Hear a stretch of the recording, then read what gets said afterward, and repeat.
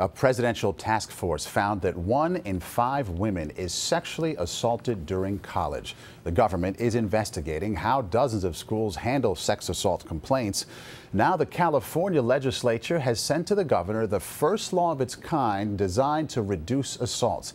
It is called the Yes Means Yes law, and Teri Okita has more about it. UCLA senior Savannah Badalich is an advocate for the proposed law. She says she learned no is not enough when she was raped by a fellow student. I had said no numerous times, but after a while I just stopped saying anything at all. I don't think that had I said no 9 times versus the 8 times that I did, it would have made a difference, so I just stopped talking. And that could technically be used against me without this affirmative consent bill. The California bill is unique because it requires an affirmative, conscious, and voluntary agreement before students have sex. The legislation also says a lack of resistance or silence cannot be interpreted as a yes. Ultimately, whether it's yes means yes or no means no, it's still going to be a he said, she said. That's always going to be a concern.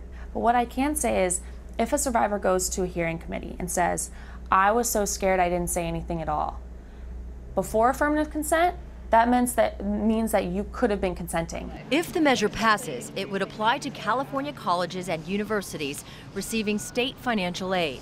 Steve Meister, a defense attorney specializing in sexual assault cases, thinks the proposed law is confusing and would make little difference. The more chances you give a sexual assault victim to talk and tell her story in different ways to different people, the more you create problems for the prosecutor and opportunities for the defense. And that's what this bill does. Advocates say that this bill will provide a consistent standard that isn't currently in place.